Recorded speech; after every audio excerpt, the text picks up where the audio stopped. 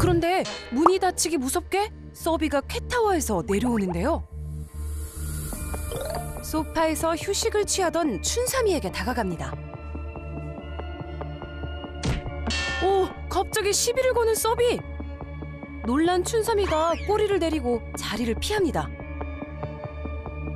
기다렸다는 듯이 춘삼이가 있던 자리를 차지하는 서비. 기분이 덜 풀렸는지 춘삼이를 소파에서 쫓아내버립니다.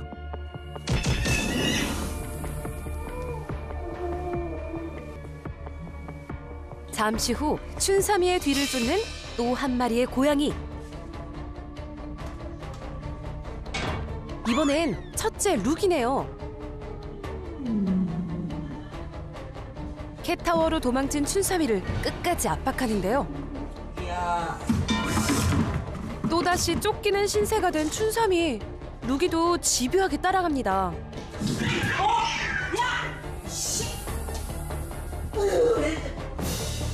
이런 괴롭힘이 하루에도 몇 번씩 일어나죠.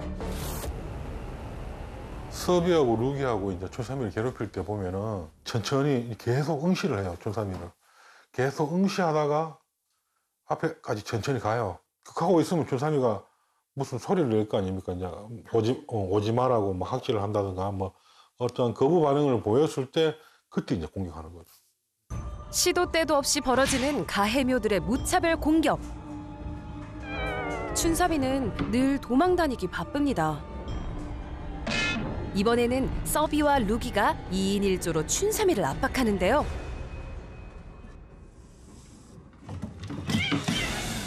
행동대장 서비의 선제 공격!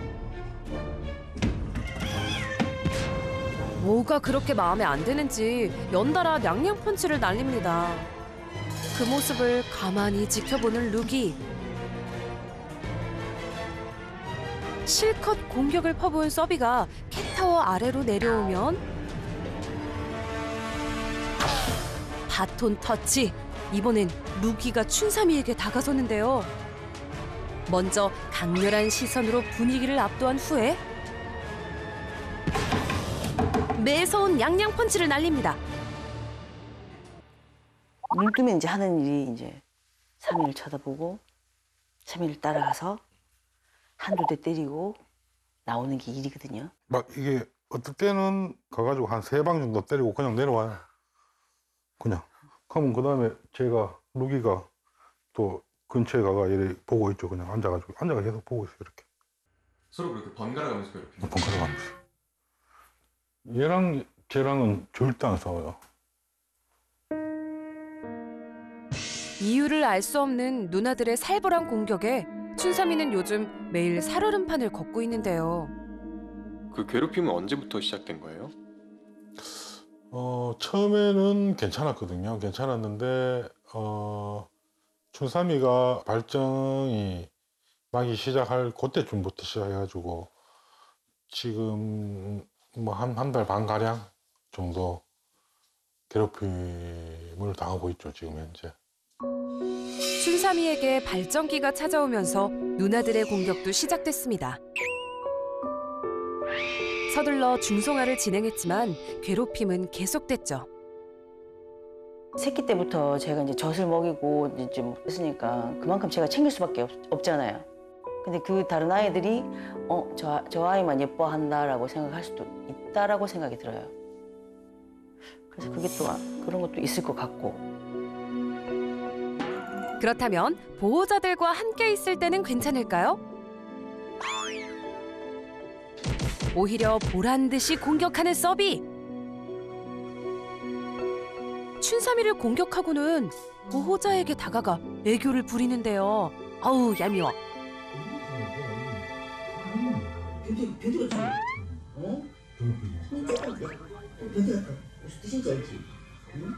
이제 해코지 하고 나서의 그 서비의 그 행동, 그런 표정 이런 게 사고서 한번 싹 문지르고 바로 앞에 누워서 배를 탁 보이면서 막 글루밍하면서 이런 표정들이 이런 것들이 왠지 나 잘했지 이런 느낌? 얄미운 거죠. 네, 얄미워요. 보다 보니까 춘삼이한테 더 좀 이렇게 애정이 가는 것 같던데 뭐 어떠세요? 아무래도 이제 춘삼이가 그 새끼다 보니까 더 애정을 가게 돼 있죠. 그리고 춘삼이는 제가 구출을 했거든요.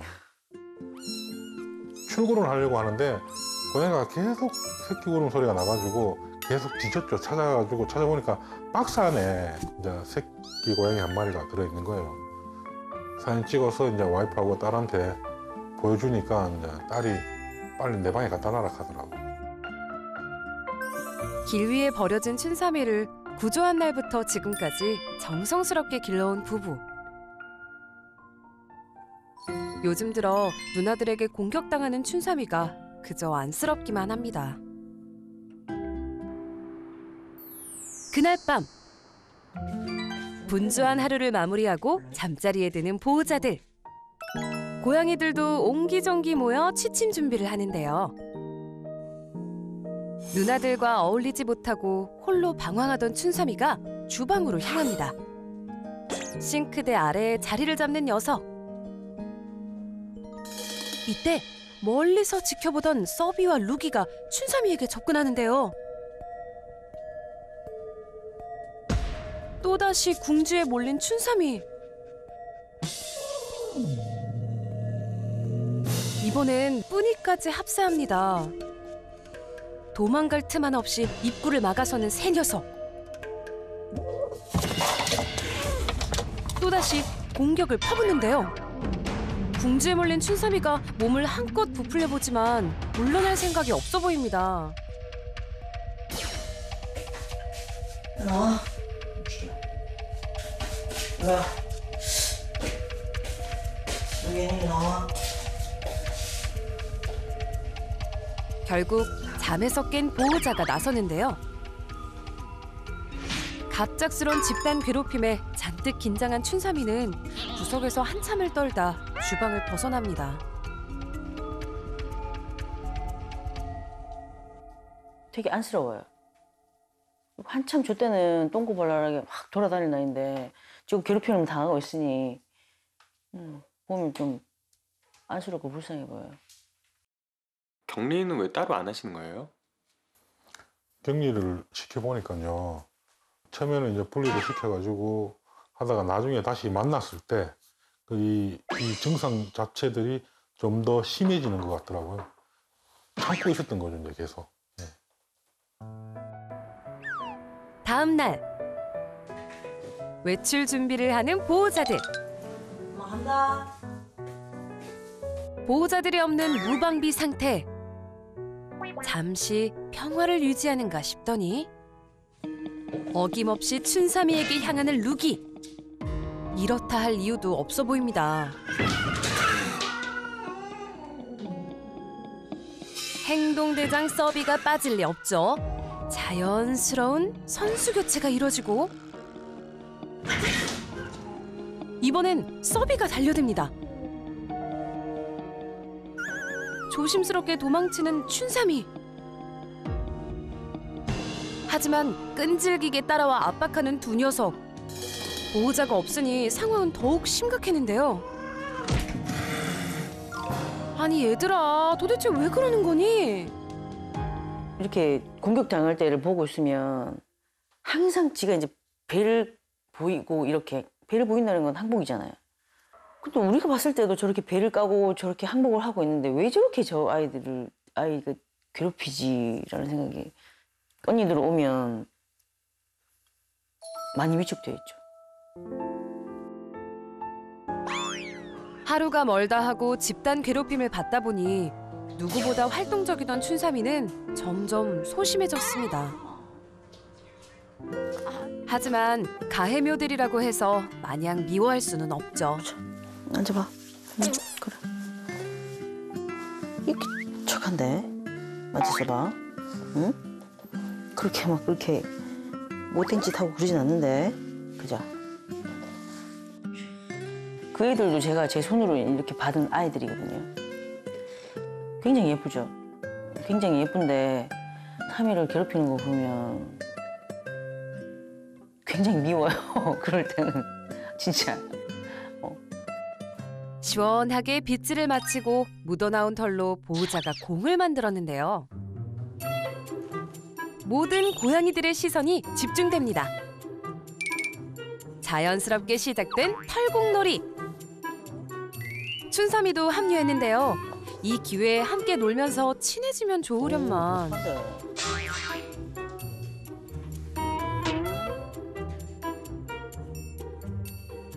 아이고, 누나들의 눈치를 보느라 선뜻 다가서지 못합니다. 아이고 얼마나 놀고 싶을까. 아유, 세상에. 저 나이에 원래 눈치 보고 안 놀지 않거든요. 그러니까요. 내가 이게 공을 가져왔으면 가져왔지 세상에. 갖고 온나? 지친 뿌니가 휴식을 취하자 그 순간만을 기다려온 춘삼이가 털공을 차지합니다. 드디어 내 차례인가? 히짜! 하지만 뿌니가 나타나자 바로 움츠러드는데요. 결국 얼마 놀지도 못하고 자리를 피하는 녀석. 아휴, 정말 안타깝네요. 춘삼이를 위한 보호자의 패스. 드리블을 하다 보니 뿌니 앞집니다. 뒷걸음질도 모자라 뿌니가 이동하면 빙 돌아 길을 비켜주는 춘삼이. 마음 편히 놀 수조차 없네요. 목을 축일 때도 사정은 다르지 않습니다. 뿌니가 지나가기만 해도 지레 겁을 먹고 뒷걸음질 치는 춘삼이. 괴롭힘을 당할 때도 괴롭힘을 당하지 않을 때도 늘 눈치를 보며 살아가는 신세. 이 사람이었으면 이제 말을 하고 왜 이런지 이유가 뭔지라도 물어보겠는데 이게 사람이 아닌 고양인지라 아무리 제가 얘기를 하고 눈을 마주치고 왜 이러는지 물어봐도 대답은 야옹밖에 없어요. 제발 이 상황을 잘 예전처럼 지낼 수 있게 제발 수의사님께서 좀 도와주셨으면 감사하겠습니다. 7개월령 수컷 춘삼이에게 찾아온 8살 누나들의 집단 괴롭힘.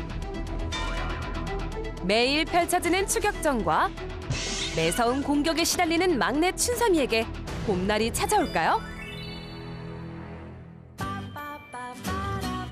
춘삼이의 안타까운 사연을 듣고 대구까지 먼 길을 달려온 김명철 수의사. 선생님 잘 부탁드려요. 안녕하세요. 안녕하십니까. 안녕하세요. 안녕하세요. 김명철 수의사입니다. 반갑습니다. 팬입니다. 감사합니다.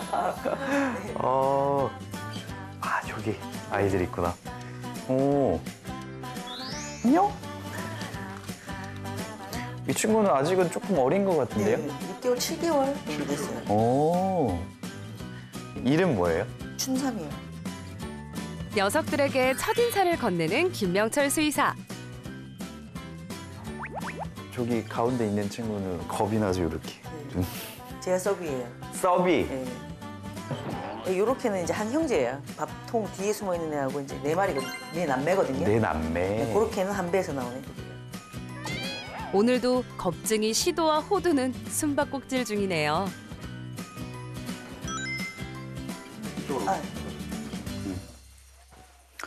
이쪽으로 화장실. 예, 안쪽. 근데 여기도 고양이 살고 있는 거에 네, 그냥 처음 와도 알 수 있겠는데요? 그렇죠. 오, 볼 때마다 가슴이 아프죠. 가구, 벽. 근데 스크래쳐가 하나도 없네요. 원래 아이들이 쓰는 스크래쳐가. 그 종이 박스형 조그만 어. 스크래쳐가 몇 개 있었는데 그거를 안 뜯고 이걸 뜯더라고요. 이거 자체는 아이들이 되게 치열하게 지금 영역 표시를 하고 있다라는 의미거든요. 아, 그래요. 게다가 이제 지금 다묘 가족이다 보니까 서로가 다 자기 땅이라는 걸 표시하는 방법으로 이렇게 좀 하고 있어요. 스크래칭 자국에 숨겨진 의미. 그동안 영역 긴장감이 꽤 심했나 봅니다. 이어서 6남매의 화장실을 살펴볼까요? 화장실은 딱 네, 여기에 딱 보여요. 네. 지금 여기도 고양이들 사이를 계속 멀어지게 하는 요소가 여기 크게 있어요. 일단은 환경은 좀 봤으니까 네. 여기 안에서 일어나고 있는 좀 디테일들을 봐야 될 것 같아요. 그래서 준비된 영상을 보면서 네. 좀 상황을 설명을 드리겠습니다. 네, 알겠습니다. 재미있는 털국놀이 시간. 늘 눈치 보기 바쁜 춘삼이는 뿌니가 먼저 다 가지고 논 후에야 털공을 차지할 수 있었는데요. 이제 네. 꾼이 없어지고 나니까 자기가 이제 공 가지고 네. 따로 놀고. 하지만 뿌니의 등장과 동시에 바짝 얼어붙어 제대로 놀지도 못하고 자리를 피하곤 했었죠. 분명히 계속 눈치 봐요. 어디로 가는지. 상당히 많이 괴롭힘을 당하나 봐요. 특히 이제 루기하고 썩이 있으면 뒷걸음 붙죠. 항상 공격당하는 경우에는 저런 모습. 전형적인 이제 희생당하는 고양이의 모습을 보여주고 있고 이런 식으로 으르렁거리고 완전 이제 압박하는 상황이고 그리고 반면에 지금 누워있는 춘삼이는 전형적으로 이제 공격을 당하는 상태 일종의 항복이거나 아니면 나 여기서 더 들어오면 나도 최선을 다해서 뭔가 할 거야 나 막아낼 거야 방어적 공격성을 보이기 직전 단계. 하지만 공격의 강도는 점점 심해졌는데요. 쥐잡듯이 하네요. 쥐잡듯이. 반복되는 괴롭힘 속에서 춘삼이가 선택한 것은 싸움이 시작되기 전 도망치는 거였죠. 큰 싸움이 덜 나는 이유는 춘삼이 계속 도망다녀서 그래요. 근데 여기에 대해서 춘삼이가 좀 더 방어적 공격성을 좀 더 격하게 보이거나 하면 이제는 이거는 지금보다 훨씬 더 싸움이 커집니다. 그게 이제 어느 시점부터 딱 문제가 지금 발생한 거죠? 생각해보면은 딱 이제 6개월 정도 되는 때 이제 발정이 딱 시작될 때쯤인 것 같아요, 제 생각에는. 그때 뭐 발정 증상이 있었어요? 그럼 좀 뭐 일단 소변 같은 데를 아무 때나 싼다던가 그다음에 저 아이들이 저런 행동을 보였을 때 이제 그 3일을 괴롭히는 행동을 보였을 때 저희 나름대로도 그 문제이지 않을까 그 발정 때문이지 않을까라는 생각을 해서 2, 3주 전에 저희가 이제 3일을 수술을 했거든요. 그렇죠. 네. 그래도 문제는 계속 이어지죠. 네네 맞아요. 고양이 문제가 어려운 게 이거예요. 한 번 터지면 원인은 그게 맞다고 하더라도 한 번 터진 문제는 다시 그 전으로 잘 안 돌아가요. 만약에 아이가 발정 증상을 보이기 전에 그냥 중성화 수술을 했으면 이 상황까지는 안 왔을 거예요. 가해묘들은 종종 춘삼이의 냄새를 맡기도 했는데요. 이제 가만히 넌지시 뒤에서 지켜보다가 천천히 다가와서 아까 전처럼 냄새를 맡고 그러다 갑자기 공격하죠. 그게 그냥 고양이들이 압박하면서 공격하는 전형적인 형태예요. 지금도 와서 계속 이렇게 냄새 맡으면서 압박을 하잖아요. 공격묘가 와서 이런 식으로 냄새 맡는 것 자체는 지금 이 자리를 비키라는 거예요. 나오라는 거예요. 일단은 춘삼이가 가지고 있는 이 냄새 자체, 후각적인 요소에 대해서 아이들이 일단 또 거부감이 많이 생겼어요. 발정 증상을 보였던 춘삼이가 못마땅했던 녀석들. 이유는 또 있었습니다. 평소에 누리던 걸 못 누리게 됐을 때 박탈감. 무조건 생기는 거예요. 기존에 있던 아이들이 그만큼 지금 많이 불행해하고 있구나. 그 불행 요소들이 여러 가지가 지금 있구나. 녀석들의 갈등 상황이 점점 심각해지면서 괴롭힘의 대상이 된 춘삼이. 심지어 누나들의 작은 움직임에도 잔뜩 긴장하고 움츠러드는 모습을 보였는데요. 근데 점점 이제 춘삼이도 자신감이 주니까 아예 이제 접근도 못하고 이제 점점 외톨이 묘가 되고 완전히 이제 따돌림 당하는 상태로 이게 점점 멀어지게 되고 이게 점점 계속 진행이 되면 완전히 어울리지를 못해버려요. 한다. 보호자가 집에 없을 때는 상황이 더 악화될 수밖에 없었죠.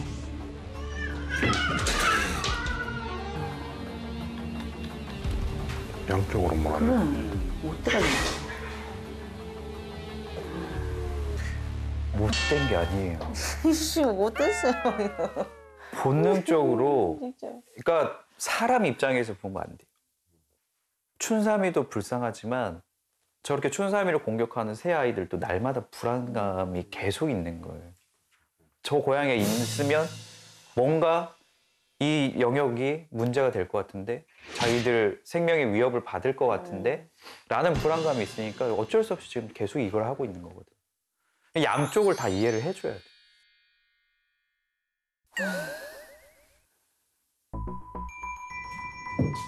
그러고 보니 가해묘들도 공격전으로 이상 행동을 보였는데요.